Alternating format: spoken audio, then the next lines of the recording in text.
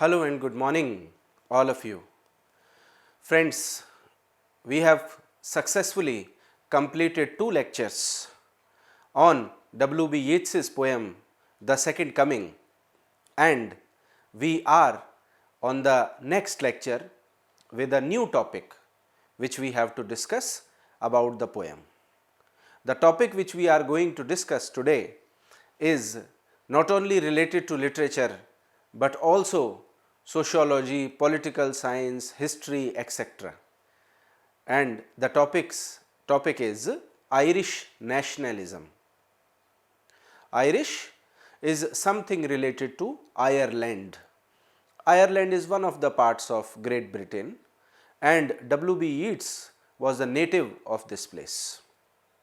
The nationalist movement with which W.B. Yeats was associated has created a great impact on his mind, and in today's class we will be looking at all those aspects in light of, let us say, the poetry of W.B. Yeats. So, what will be the course outcome or the lecture outcome today? You would be able to examine Irish nationalism through the lens of the poetry of W.B. Yeats. So, without wasting any time, let us now begin discussion on this topic, Irish nationalism, in reference to the poetry of W.B. Yeats. Throughout his literary career, Yeats incorporated distinctly Irish themes and issues into his work. He used his writing as a tool to comment on Irish politics and the Home Rule movement, and to educate and inform people about Irish history and culture. Friends, all of us know that in the absence of awareness towards a culture and tradition, people lose faith into it, people forget it, and the duty of the literary figures is to revive, let us say, that knowledge. Still, if you see in India, there are many movies and many works which are written, and let us say movies which are produced on the Indian national movement and the heroes of Indian national movement. So, the reason is very simple, that the nationalist spirit is, let us say, need to be reawakened after some time, because people are always busy in their life, routine activities, etc. But these are the things which we must never forget. Which is why when we talk about, let us say, this concept of Irish nationalism, we see that the role of Yeats is, let us say, as a patriot when he is talking about the Irish nationalism through his poetry. Yeats also used the backdrop of the Irish countryside to retell stories and legends from Irish folklore.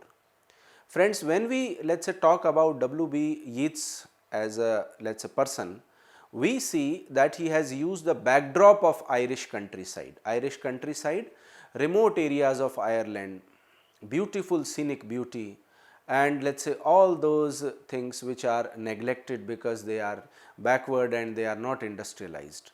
But Yeats was very, let us say, concerned about all these sins, and he was trying to retell or re-narrate the stories and legends of Irish folklore. Legends are also very important because they keep people in touch with their, let us say, narration, storytelling, or oral, let us say, narratology or folklore, etc. As he became increasingly involved in nationalist politics, his poems took on the patriotic tone. So, he is a patriot and nationalist. On the other hand, he has a political stand.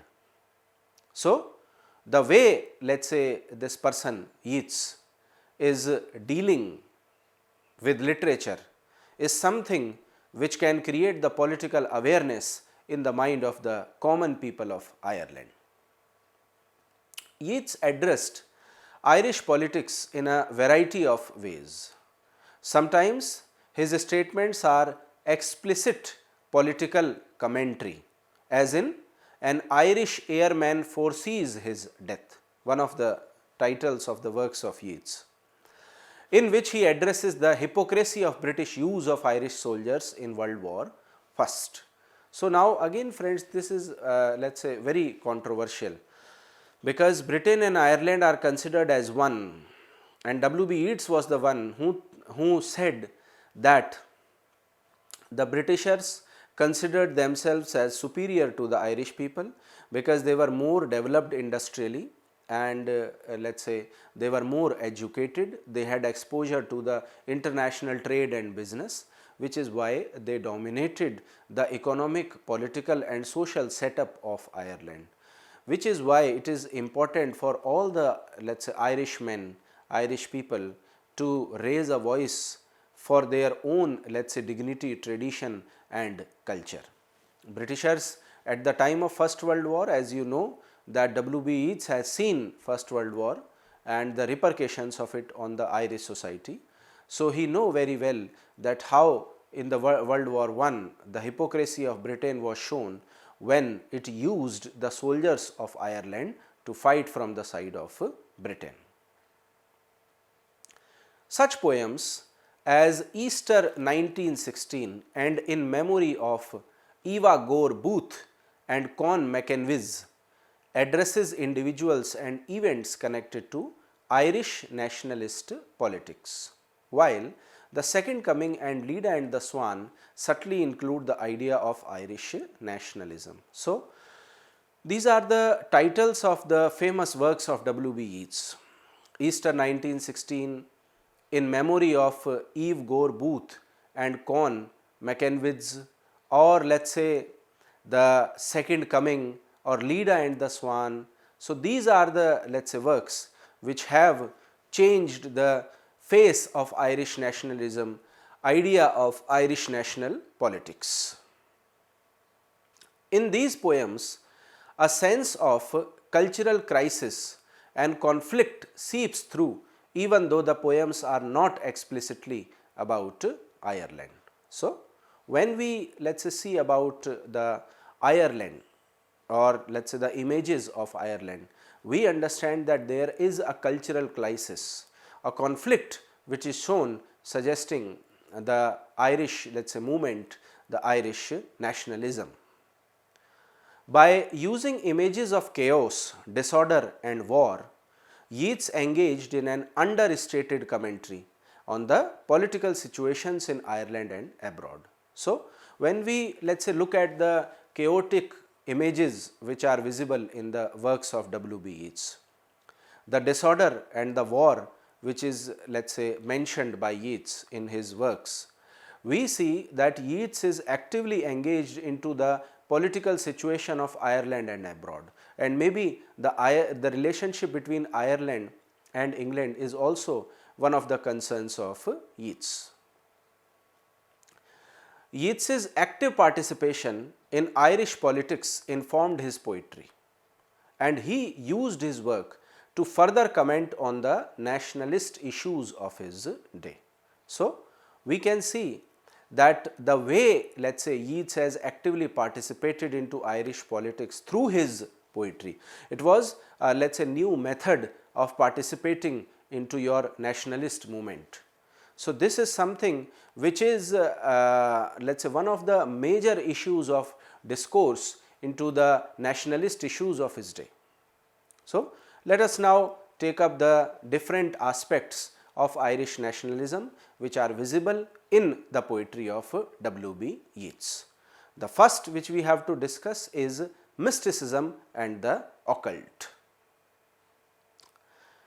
Yeats had a deep fascination with mysticism and the occult, and his poetry is infused with a sense of otherworldly, the spiritual and the unknown.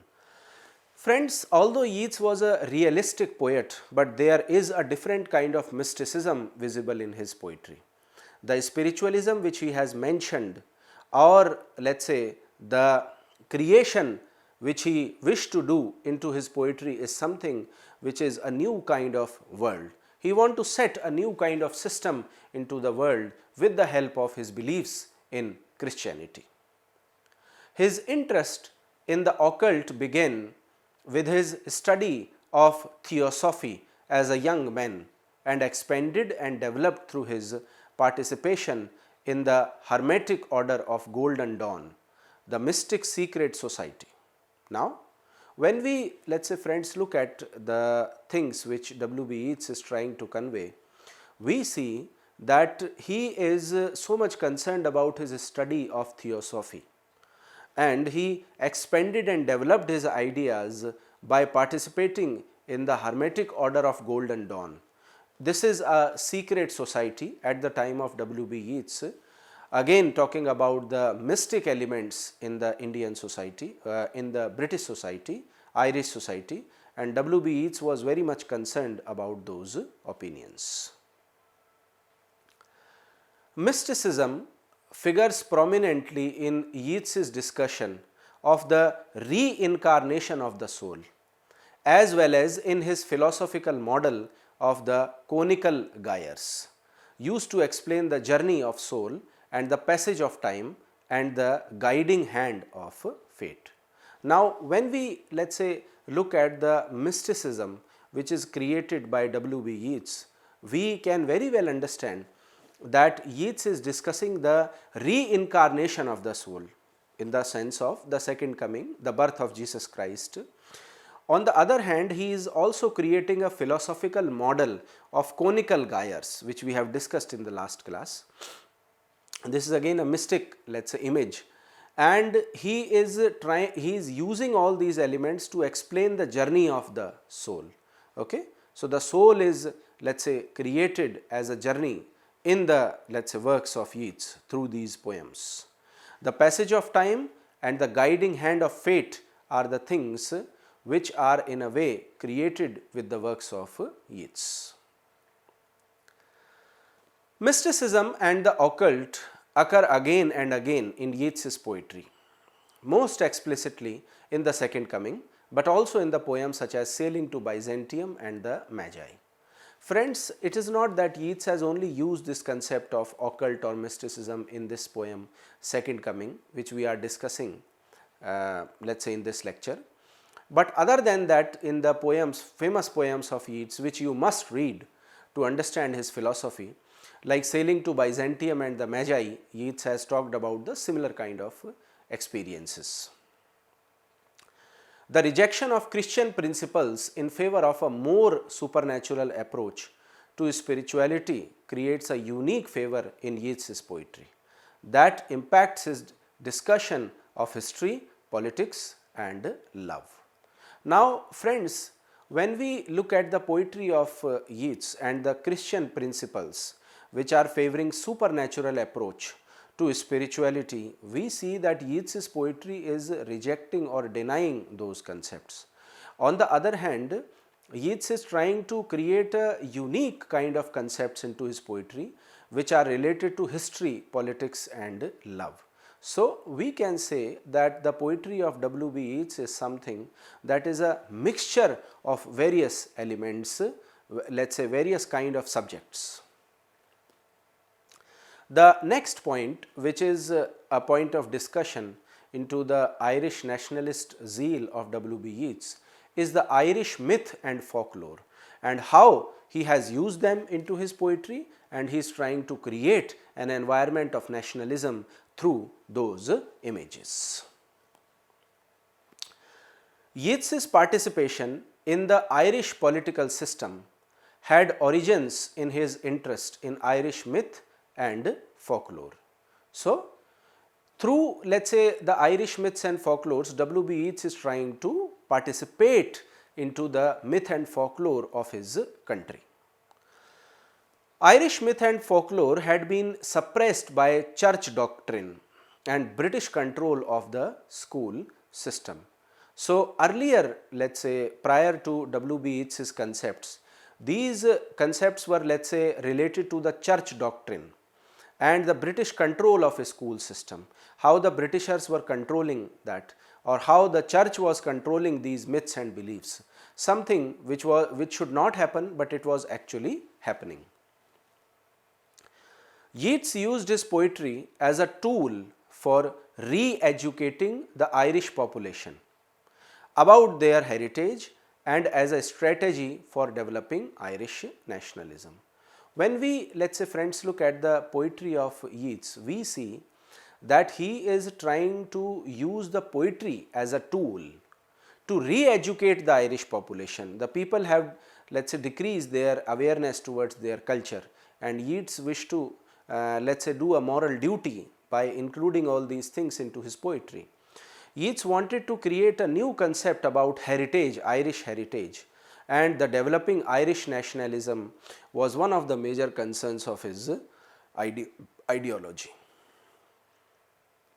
He retold entire folktale in epic poems and plays such as The Wanderings of Oisin. Friends, very few people know that other than poetry, Yeats has also written plays, and through those plays he had, let us say, in detail discussed about the Irish folk tales.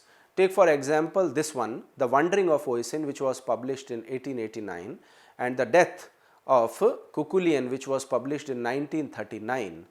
Both these plays used fragments of stories in short poems such as The Stolen Child, which retells a parable of fairies luring a child away from his home. So, these are, let us say, we can also consider them as children literature. The way Yeats has written it, he wished to narrate these literary works to the children, so that since their, let us say, birth, since their childhood, that awareness towards their culture can be created. Cuchulainn's Fight with the Sea, which was published in 1925, which recounts part of an epic where the Irish folk hero Cuchulainn battles his long lost son at the edge of the sea. So, Yeats has also talked about, let us say, the Irish concepts through his other works like Cuchulainn's Fight with the Sea. The legend or the hero from the Irish history, Cuchulainn, was there, and the battle was fought at the edge of the sun by this, let us say, hero, and it was the concern of, or the center point of attraction in this work by W.B. Yeats. There are other poems which deal with subjects, images and themes culled from folklore, and Yeats was able to take out all these things because he was a well read person. He loved to read about, let us say, Irish legends and folklore, and he used it excellently in his literary works. In Who Goes with Fergus, which was published in 1893, Yeats imagined a meeting with the exiled wandering king of Irish legend, while the Song of Wandering Angus, which was published in 1899, captures the experience of love-lorn god Angus as he searches for the beautiful maiden seen in his dreams. So, you can imagine that when you read these works, you will go back into the time of, let us say, Geoffrey Chaucer, the medieval ages, and the references of the king as an Irish legend, or the let us say lovelorn god Angus, about which he talks about in his work The Song of Wandering Angus. There are various, let us say, experiences which Yeats has used through his mystical images and the dreams which he had seen about the Irish nationalism. He wanted to make those dreams come true in his works. Most important, Yeats infused his poetry with a rich sense of Irish culture. Even poems that do not deal explicitly with subjects from myth retain powerful tinges of indigenous Irish culture. So, when we look at the poetry of Yeats, we see that there is an indigenous, something that was emerged into Ireland. That culture is discussed in detail by W.B. Yeats here, and he is trying to create a rich sense of Irish culture through his explicit style of writing poetry. The subjects which he took for the myth, they are, let us say, making the Irish culture more and more powerful. Yeats often borrowed word selection, verse form and pattern of imagery directly from traditional Irish myth and folklore. So, we see that W.B. Yeats has borrowed the word choice which he make into his literary works, that is something which is verse, but the pattern of imagery which he creates into let us say his works is something that creates a portrait in front of the readers about the traditional Irish myths and folklore. When you read those works, you will feel that you are in that time of medieval ages of Ireland, and you might feel that you are, let us say, a part of that Irish culture and tradition. The next, let us say, element which is a part of Irish nationalism in the works of W.B. Yeats is the relationship between art and politics. So, how, let us say, this relationship is maintained, how this art and politics are able to, let us say, make Yeats create a very different kind of poetry. Let us talk about those aspects. Yeats believed that art and politics were intrinsically linked and used his writing to express his attitudes towards Irish politics, as well as to educate his readers about Irish cultural history. So, friends, when we look at, let us say, the relationship which Yeats is trying to maintain between arts and politics, we see that there is an intrinsic linkage between both these things. We are unable to, let us say, educate oneself, but the readers about the Irish culture and history. And the way Yeats has portrayed is something which is a very different kind of attitude of Yeats towards Irish culture. From an early age, Yeats felt a deep connection to Ireland and his national identity, and he thought that British rule negatively impacted Irish politics and social life. And this is true, everybody knows that, friends, that the British interference to develop the Irish, let us say, area is something that has created industrialization, and that industrialization is also mentioned in various poetries of William Wordsworth, somewhere S.T. Coleridge as well, where you will find that the Ireland was a very peaceful and beautiful place, but the peace was, let us say, destroyed by the British merchants when they started setting the industries in the peaceful environment of Ireland, and the political and social life also influenced from that materialistic development. His early compilations of folklore sought to teach a literary history that had been suppressed by British rule, and his early poems were odes to the beauty and mystery of the Irish countryside. Friends, when we, let us say, look at this work, we see that the odes and the Irish countryside which is created through, let us say, the poetry of W.B. Yeats is something that is an epitome of beauty and mysticism. He is unable to see any problem into that culture, and the way he is, let us say, compiling the content is something which is reawakening of the literary history of Ireland. And odes is one of the, let us say, friends, elements about that culture, because ode is something that is traditional, talking about a, let us say, a story, narration. This work frequently integrated references to myths and mythic figures, including Oisin and Cuchulainn. We have talked about Cuchulainn and Oisin, about which we are here, let us say, discussing. These are one of the, let us say, few of the myths and mythical figures which Yeats wished to discuss in his poetry. As Yeats became more involved in Irish politics, through his relationship with the Irish National Theatre, the Irish Literary Society, the Irish Republican Brotherhood and the Modgon, his poems increasingly resembled political manifestos. So, friends, we see that when Yeats is trying to create that Irish politics into his poetry, there is a relationship which he is trying to maintain between the Irish National Theatre and Irish Literary Society, because theatre is one of the let us say elements which can create a sense of nationality among the common people. People were fond of, let us say, watching that theatre.